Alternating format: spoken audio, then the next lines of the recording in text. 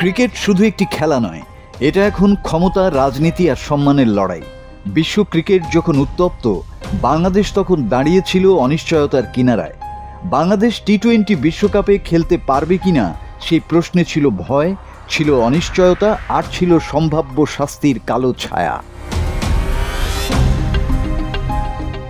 ঠিক সেই মুহূর্তেই নাটকীয় এক কূটনৈতিক মিশনে পাকিস্তানের লাহোরে উড়াল দেন বাংলাদেশ ক্রিকেট বোর্ডের সভাপতি আমিনুল ইসলাম বুলবুল। এটা কোনো সাধারণ সফর ছিল না, এটা ছিল ক্রিকেট কূটনীতি, তীব্র চাপপূর্ণ পরিস্থিতি আর রুদ্ধদ্বার বৈঠক, যেখানে একটি দেশের ক্রিকেট ভবিষ্যৎ নির্ধারিত হতে পারে এক টেবিলের আলোচনায়। পিসিবির চেয়ারম্যান নাকভি, আইসিসির ডেপুটি চেয়ারম্যান ইমরান খাজা আর বাংলাদেশের প্রতিনিধির এক উত্তেজনাপূর্ণ বৈঠকে শুরু হয় টানটান আলোচনা।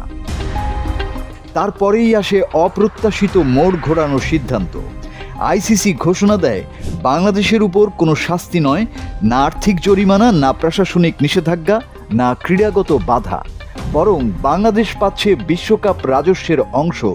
কিন্তু এখানেই শেষ নয়, বাংলাদেশ পাচ্ছে আরও বড় সম্মান। 2028 থেকে 2031 সালের মধ্যে একটি বৈশ্বিক আইসিসি ইভেন্ট আয়োজনের সুযোগ। এটা শুধু আয়োজনই নয়, এটা আন্তর্জাতিক ক্রিকেটে বাংলাদেশের অবস্থানকে নতুন উচ্চতায় তুলে নেয়ার স্বীকৃতি। অন্যদিকে ভারত পাকিস্তান ম্যাচ সংকট, যা পুরো ক্রিকেট বিশ্বে নজর কেড়েছিল।